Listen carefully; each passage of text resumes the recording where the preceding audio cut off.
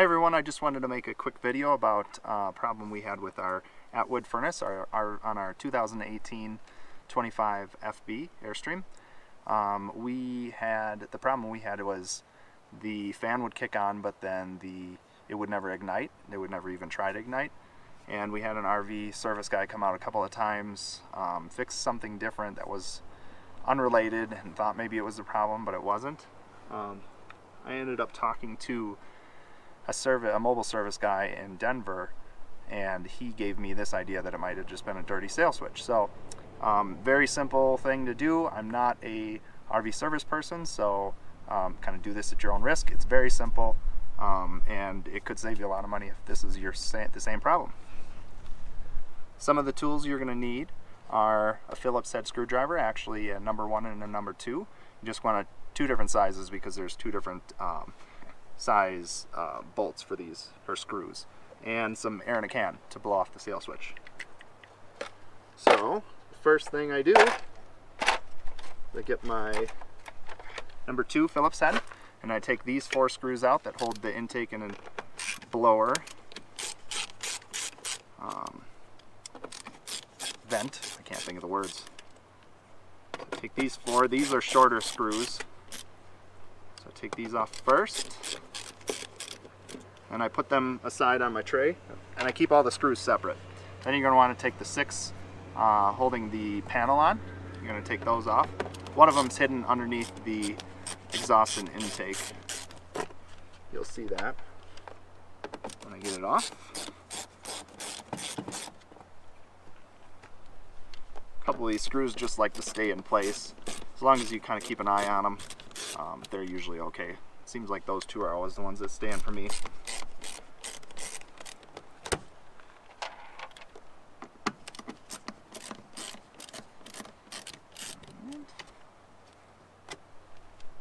The last one is underneath here. So this thing, it's real simple. You just kind of grab it under here and just sometimes a little wiggle.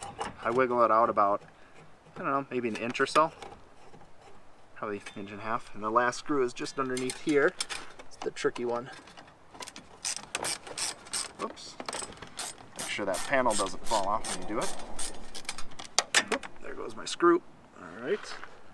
So I take that off, and the reason I don't take this off all the way is, for one, it's kind of a pain in the butt to get all the way out sometimes, and then getting it back in can be a trick. And 2, when you take the panel, when you got all 6 screws out, I just kind of let it hang on that, and then it stays in place. Just careful not to scratch your door. I forgot to tell you, so you're going to want to turn the thermostat off on the inside. Just power it completely off, and then there's an off reset button here. Just flip it off, and what that does is it just powers everything off, so your fan's not going to kick on while you're doing this, because you definitely don't want that to happen. So now you're going to want to switch to your number 1 Phillips head, and I'm going to bring you in here closer so you can see what I'm doing. Okay, so this here, this is your sail switch right in here, and there's 2 screws here. There's one here and one down here. Those are the 2 you're going to want to take off. So this is the number 1, and these screws are different than the screws that are here. They look about the same length, but they are a little bit smaller in diameter. So you're going to take those off. Hopefully I got you in the right spot here.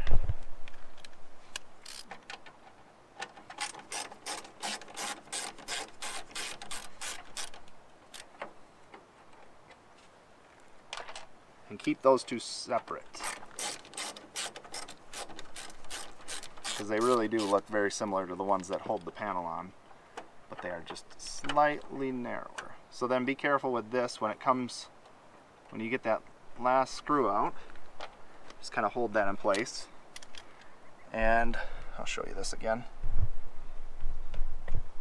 So when you take this out, you just want to bring the right side, just tilt it out just ever so slightly, and then pull it this way, because as you can see, this is the little flapper arm here, and this thing's real light.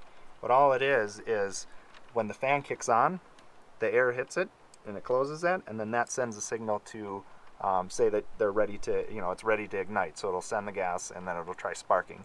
So the problem is is it gets a little bit dusty on here. Mine looks pretty clean here, but it gets a little bit dusty, and it will prevent it from actually closing. It seems really weird, but it seems to have solved my problem. So I just do that, take a little air in the can,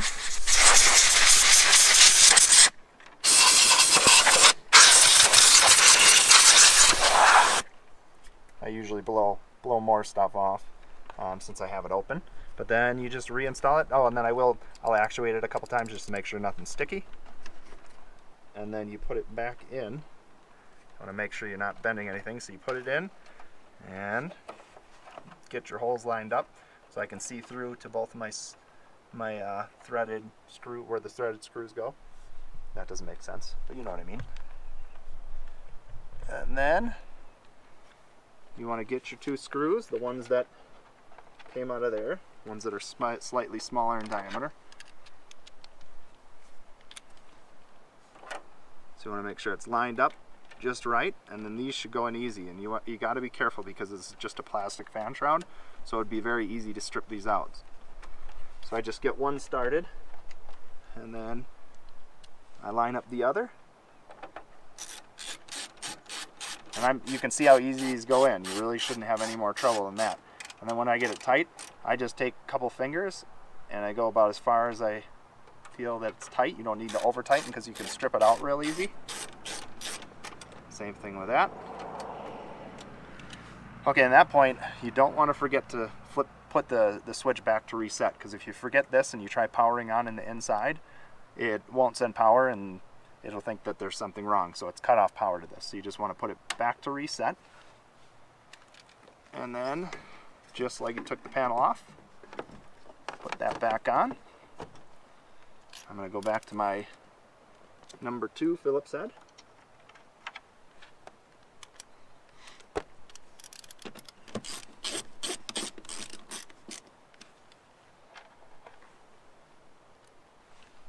Get a couple started. Got this one here. You don't have to go crazy on these either, because I think those are also just into like a plastic collar. This one's your biggest pain in the butt here, because it's hard to see and you got to go at it at a funny angle, but it goes. It's definitely good to do this when you think about it during a day like today. It's nice. It's much better to keep on top of it than wait until you don't have heat 3 in the morning and it's cold outside. It's not fun. So I find that doing it every so often seems to save me from having the trouble.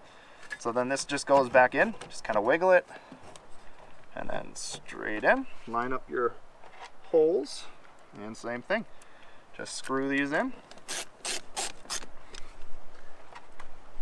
We're on the home stretch.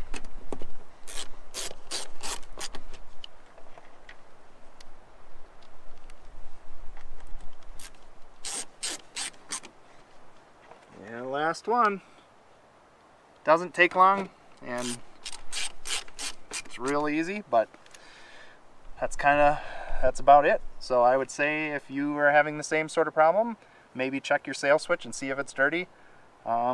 And I hope that saves you a whole bunch of money. It definitely saved me a bunch of money. And one more thing, I usually go in right away, power the thermostat back on, and jump it up. Even if it's warmer, I jump it back up so the heat kicks on, and then I just listen to the operation to make sure that it is working. So just double check that everything is good, and you should be good to go. All right, see you later.